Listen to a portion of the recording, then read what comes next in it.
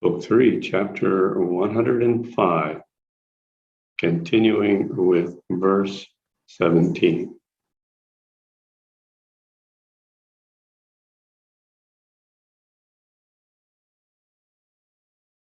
Thus consoled by his companions, the king's face resumed its color as the face of the full moon collects its brightness in the bright fortnight of the month.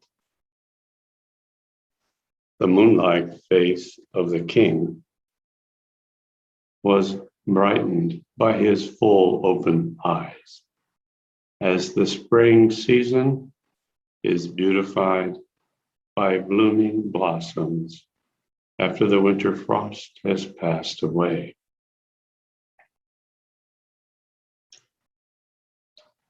The king's face shone forth with astonishment, and it was mixed with fear upon remembering the charm of the magician.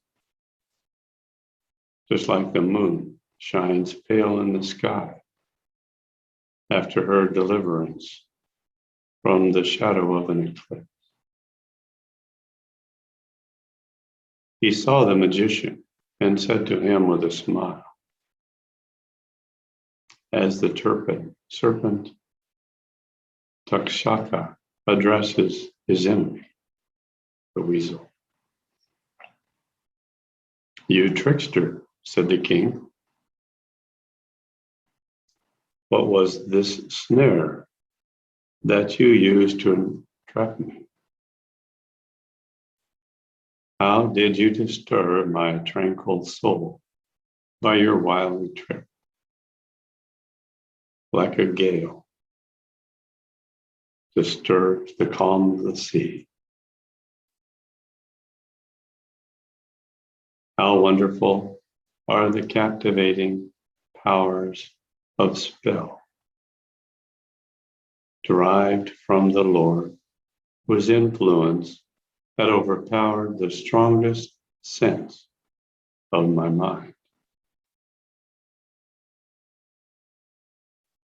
What are these bodies of men that are subject to death and disease?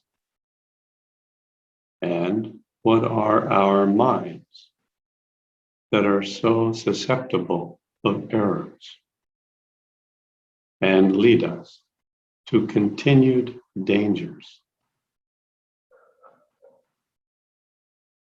The mind residing in the body may be filled with the highest knowledge, yet the minds of the wisest men are liable to errors and illusion. Hear ye courtiers, the wonderful tale of the adventures that I experienced under this sorcery from the moment I first met this magician.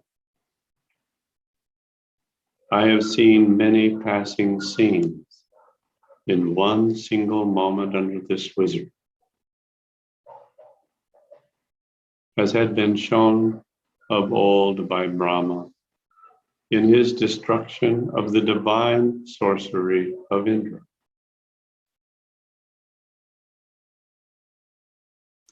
Having said so, the king smiled and began to relate to his courtiers the strange wonders that he had seen in his state of hallucination. The king said, "I saw a region full of objects of various kinds, such as rivers, lakes, cities, and mountains, with many boundary hills and the ocean surrounding the earth.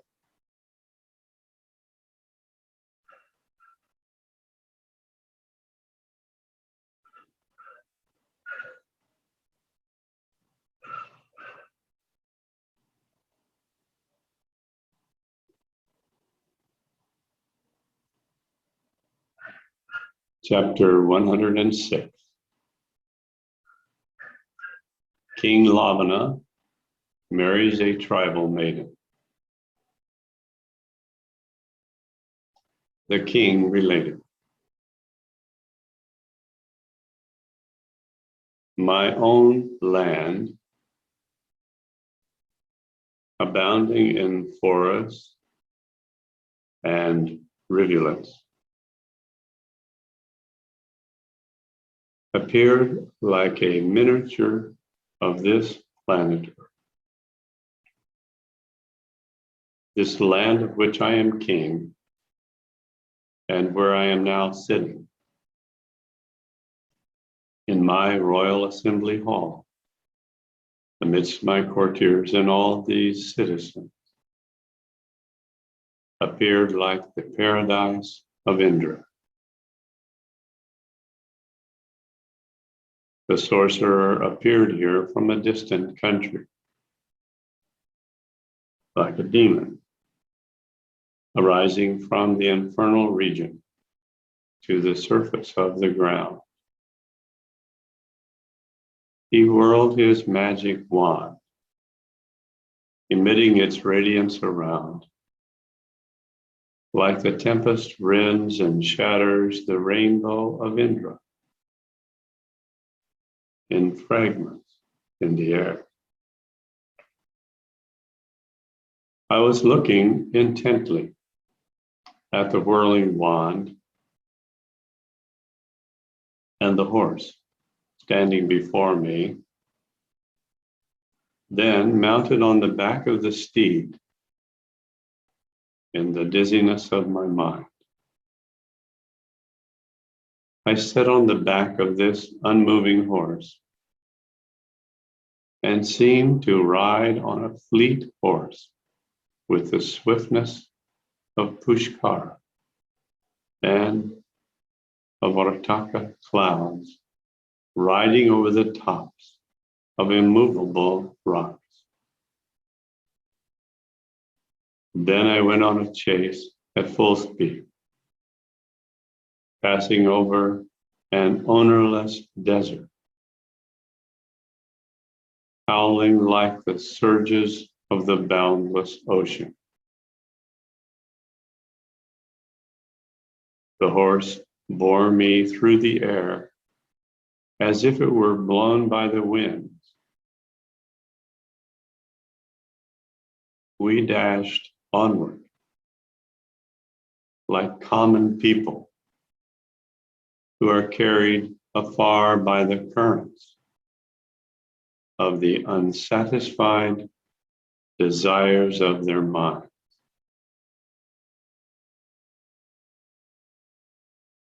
Then, being fatigued with my journey and moving slowly on my wearied horse, I reached the edge of a desert, which was as vacant as the mind of a pauper and as empty as the heart of a woman. It was like the wilderness of the world, burned down by a conflagration without even a bird flying over. It was like a waste of sandy frost without a tree or any water in it. In its extent, it appeared like another sky, or like the eighth ocean of the world. It was like a sea on earth, with its bed entirely dried up. It was as expanded as the mind of a wise man, and as furious as the rage of the ignorant. There was no trace of human feet and no track with any grass or herb in it.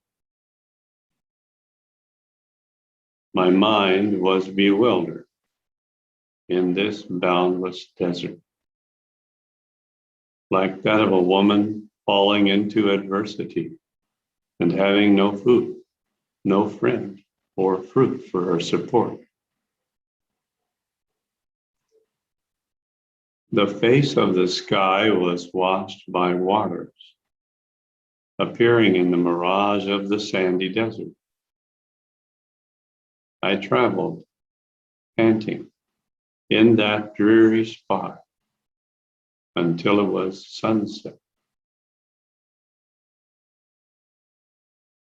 It was with great pain and sorrow that I crossed that vast desert. Like a wise man who crosses this world, all hollow and void within. After passing this desert, and as the sun was setting, I reached a thick forest. Tired with traversing through the hollow sphere of heaven. Here birds were warbling amidst jam and kadamba trees. They were the only friends that weary travelers could meet in their weary and lonely journey.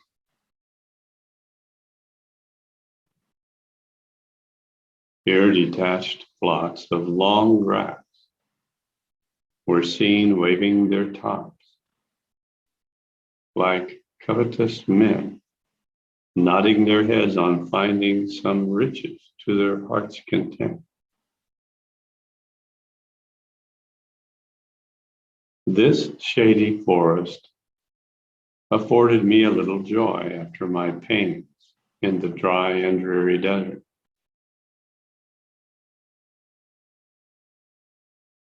Just like a lingering disease seems more desirable to men than the pains attending death. I got under the shade of a jambira tree and felt myself as pleased as when sage Markandeya got to the top of the mountain during the great deluge.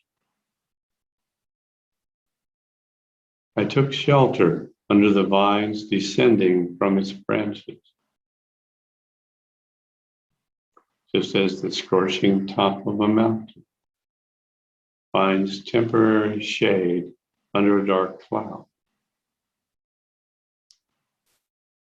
As I was holding the hanging roots in my hand,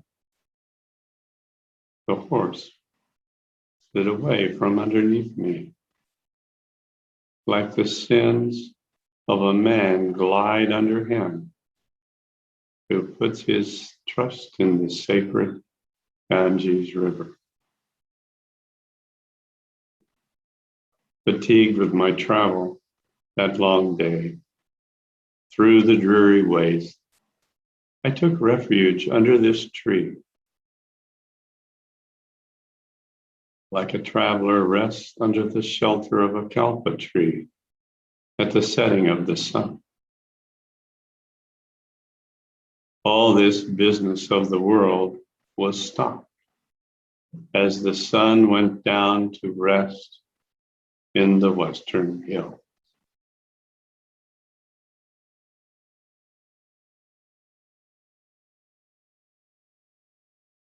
As the shade of night spread over the bosom of the universe, the entire forest below took itself to its nightly rest in silence. I rested in the grassy hollow of a branch of that tree, my head on a mossy bed like a bird in its nest. I remained there as unconscious as one bitten by a snake, and like a dead body that has lost its past memories.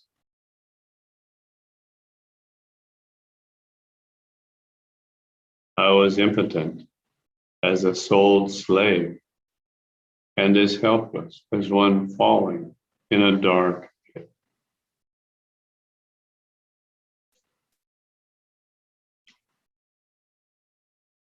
That one night I passed in my senselessness seemed like a lost Kalpa eon. I thought I was buffeting in waves like sage Markandeya at the great deluge.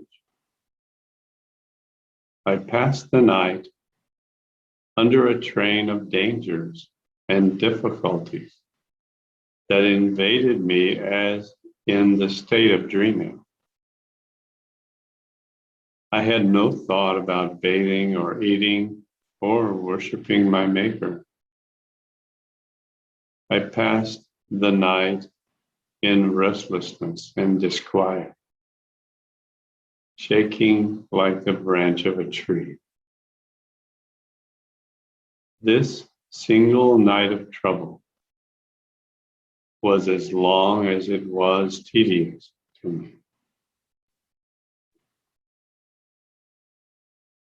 As melancholy spread over my face, as darkness veils the face of the night, my waking eyes kept watching for the day, like the watchful eyes of the blue lotuses expect the rising moon. The demonic noise of wild beasts hushed in the forest at the end of the night. I began to shiver from the cold, my teeth clattering. Then I saw the east, red with the flush of intoxication, as if it was laughing at seeing me drowned in my difficulties. I saw the sun advancing towards the earth, mounted on his Aravata, the regent elephant of that court. He seemed as full of glee as an ignorant man, as in his folly, and as a poor man in obtaining a treasure. I got up from my mossy bed and shook off my bedcloth, like Shiva tossing off his elephant hide during his giddy evening dance. Then I began to wander in the wide forest, just as God Rudra, Shiva, roves about the wide world after its desolation by the demons at the end of the Kalpa. There was no animal of any kind to be seen in the desolate desert. Just as the good qualities of good breeds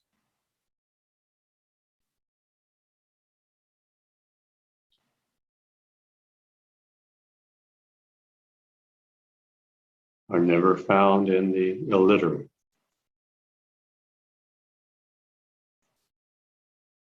I saw only lively birds,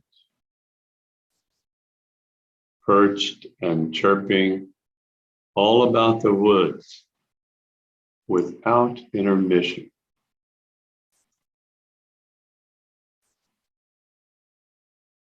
It was midday when the sun had run its 8th hour and plants had dried up the dew of their morning bath. When I saw a maiden carrying some food and a drinking bowl of water, just as Hari, Vishnu, in his disguise in the shape of Madhavi, bore the poisonous liquor to the demons. She was of a swarthy complexion and dressed in dark black clothing. When I advanced towards her, like the bright moon appears toward the black and dark night, she looked at me suspiciously.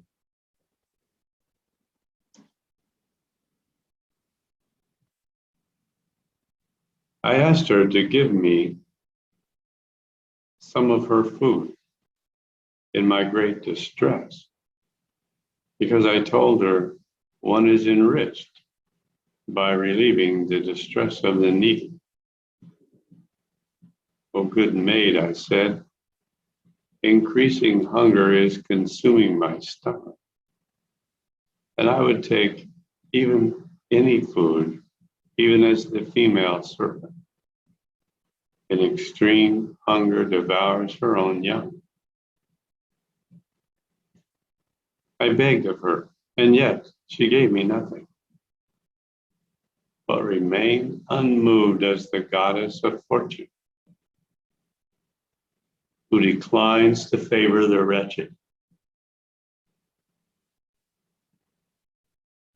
however much they implore her aid.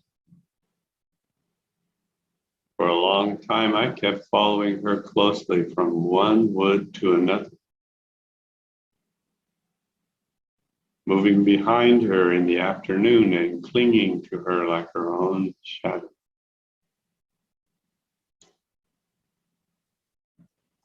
Then she turned to me and said, "Know me to be a tribal Chandala, an outcast girl, bearing the name of Harikayuri. We are as cruel as Rakshasa demons. We feed on human flesh and the meat of horses and elephants. O king, you cannot get your food simply by begging me for it, as it is hard to have the favor of men without first meeting their own desires.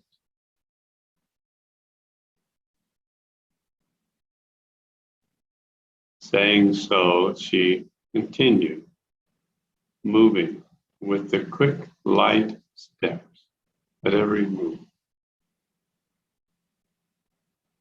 Then entered a grove of trees on the wayside.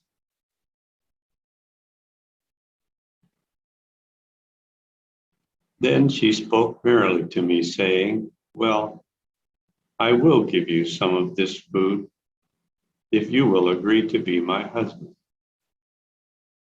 because base and common people do not do good to others before securing their own good."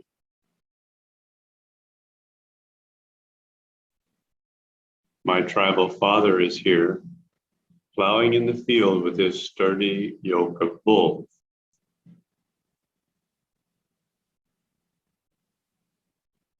With his haggard, hungry, and dusky stature, he looks like a demon standing in the cemetery. This food is for him. I may give it to you if you agree to marry me, because the husband deserves to be served even at the peril of one's life.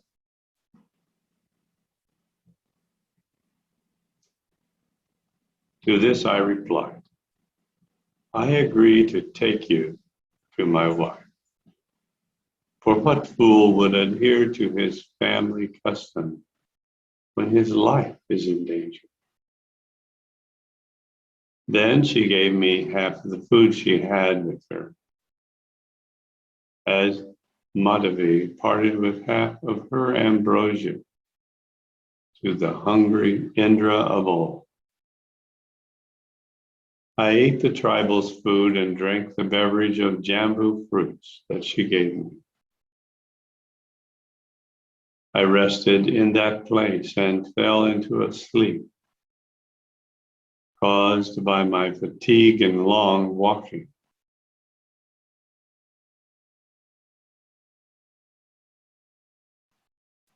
She approached me like a black cloud approaches the sun. She held me in her arms and led me onward with her guiding hand as fondly as her second son. She took me to her father, a fat and ugly fellow of repulsive appearance, like the tormenting agony of death leads a person to the hideous cell of the devil.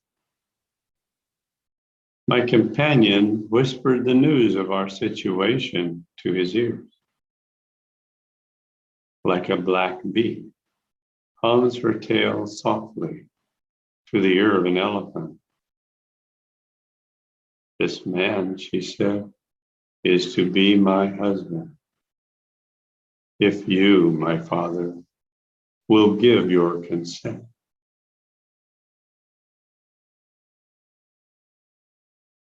To this, he expressed his approval by saying, Madame, be it so by the end of this day.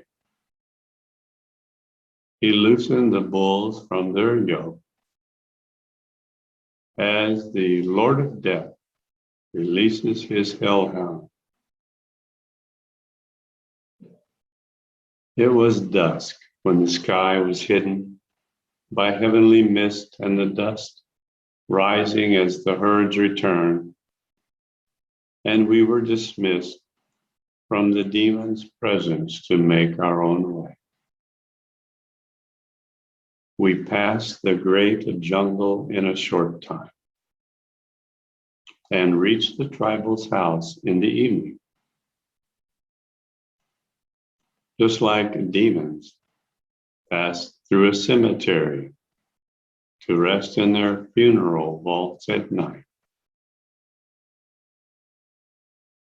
One side of the house had slaughtered monkeys, cocks, and crows, swarms of flies flying over them and sucking the blood sprinkled over the ground. Moist entrails and arteries of slaughtered beasts were hung up to be dried in the sun and chased by ravenous birds hovering over them. Flocks of birds fluttered over Jambira tree. Heaps of fat were laid up to be dried in the portico. Ravenous birds flying over them. The skins of slain animals, smeared with blood, lay in piles. Little children had bits of flesh in their hands, beset by buzzing flies, and older tribals said and rebuked the children. Then we entered the house, scattered with disgusting entrails and intestines.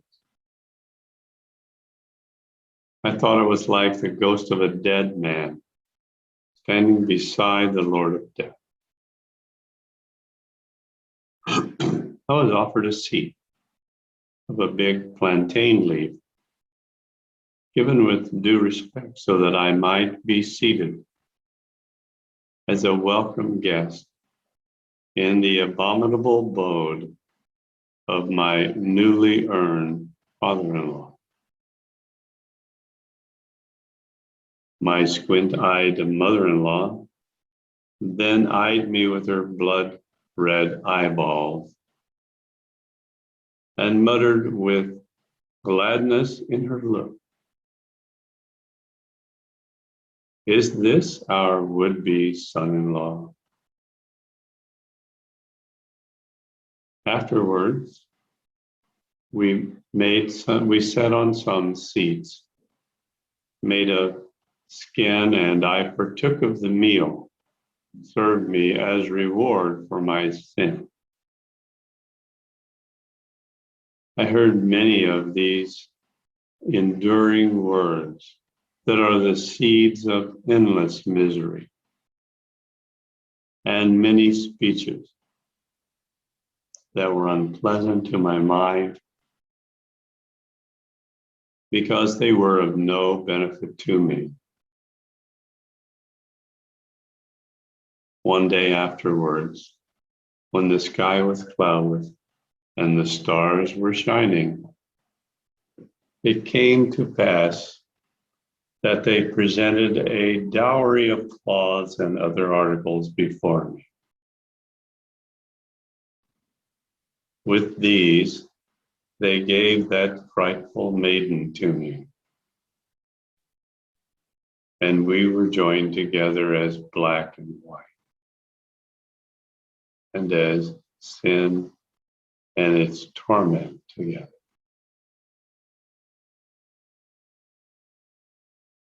The flesh-eating tribals celebrated the marriage ceremony with a profusion of wine and loud shouts of joy. They beat their noisy drums with merriment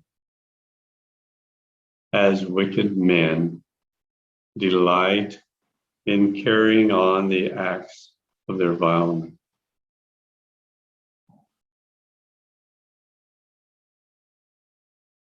Chapter 107, Life Among the Tribals. The king continued, "What more shall I say of those festivities that had quite subdued my soul?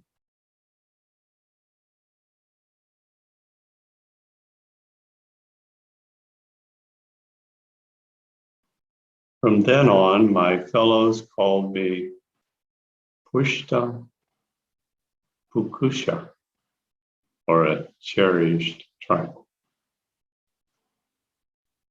After a week-long celebration, and after I had spent a full 8 months at that place,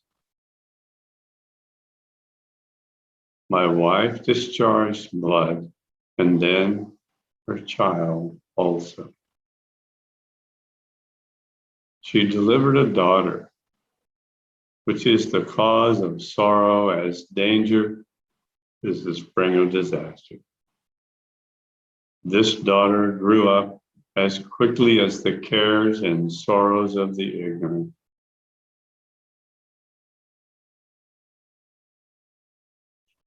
In another 3 years, she again brought forth, this time a black boy, just like the fruit of folly raises false expectations of fruition.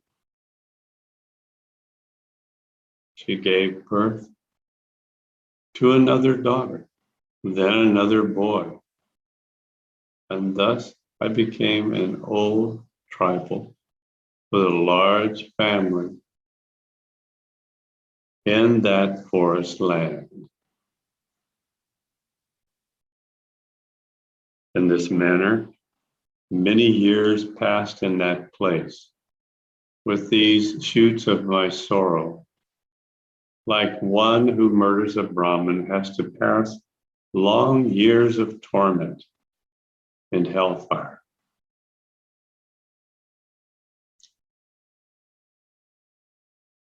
I had to undergo all the pains of heat and cold and chill winds and frost without any help in that dreary forest. Like an old tortoise is constrained to move about in the mud of a pool forever.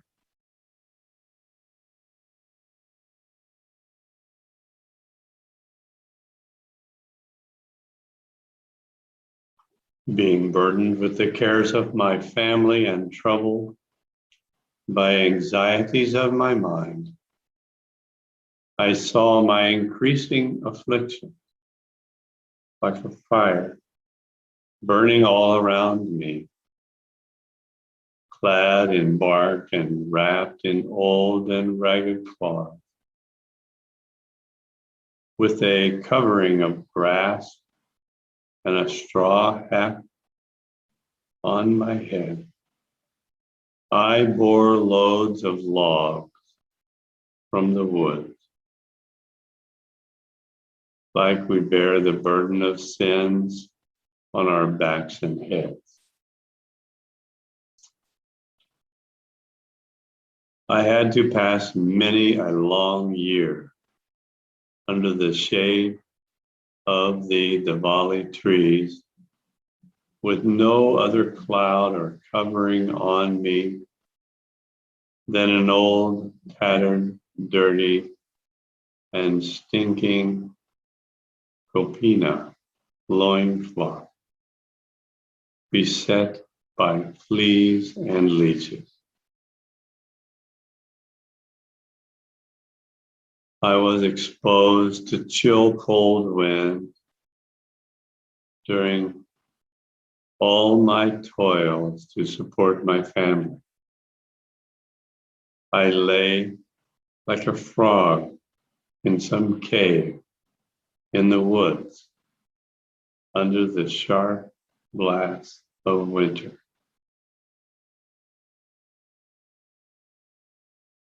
The many quarrels, bickering, sorrows, and wailings to which I was often exposed at home and abroad made my blood gush out in tears from my weeping eye. We passed many nights on marshy grounds in the jungle, and being drenched by raining clouds,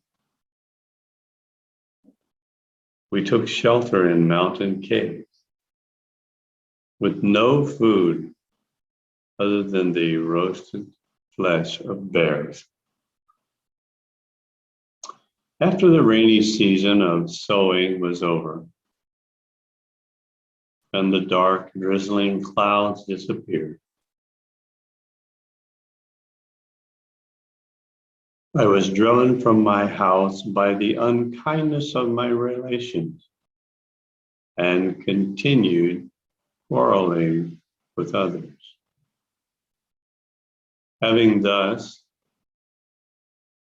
in dread of everybody in the neighborhood, I moved to the house of another man, where I lived with my wife and prattling children for some years.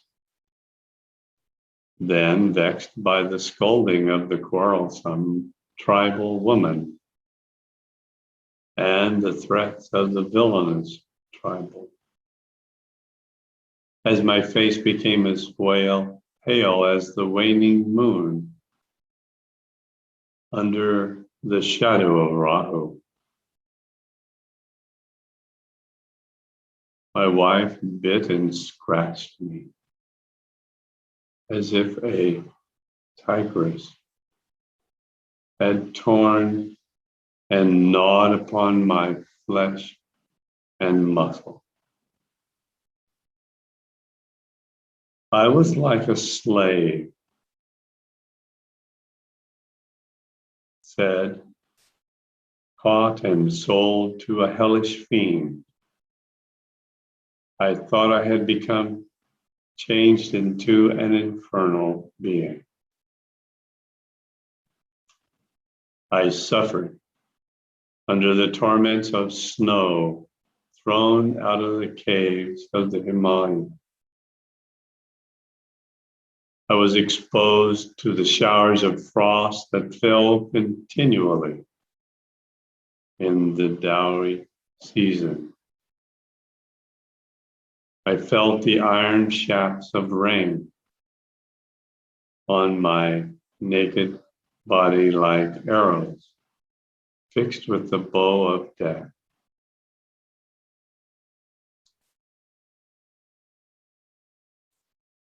In my sickly and decrepit old age, I had to live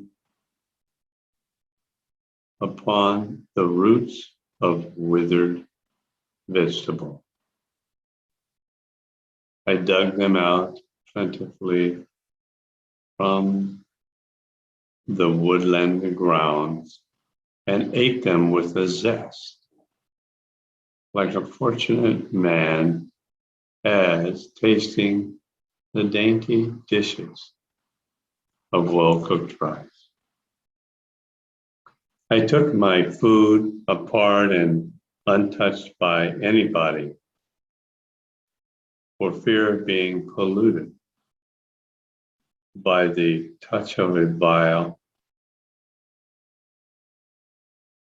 and having been an base-born family, and because the pungency of my unsavory diet made my mouth scowl at every morsel.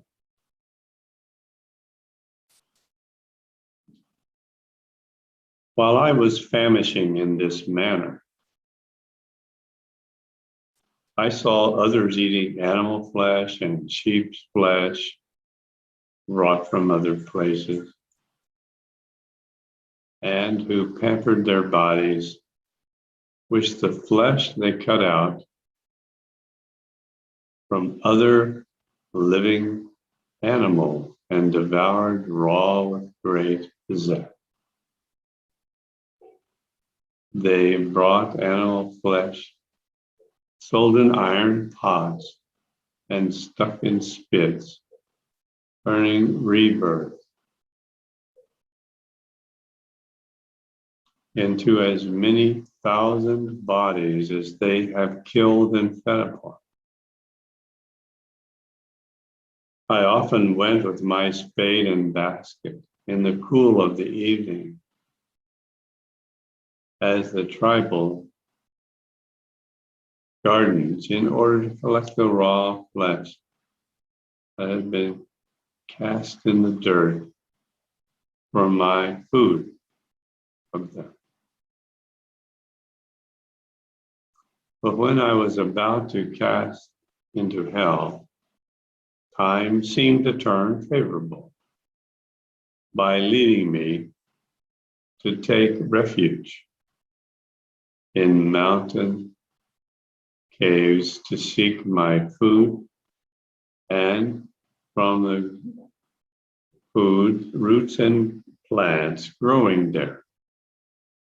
In this state, and by my good luck, I met some tribals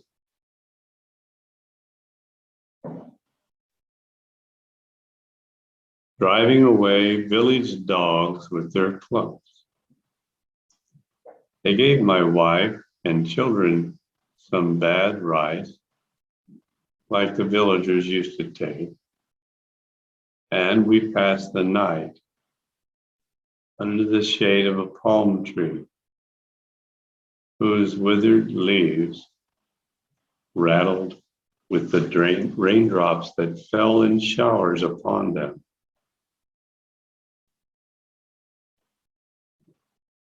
We passed the night in company with these woodland apes, our teeth clattering with cold, and the hairs of our bodies standing on their ends from the cold like 1,000 thorns. Raindrops decorated our bodies like granules of vivid pearl. And from our hunger and lack of food, our bellies were as lean and lank as an empty cloud.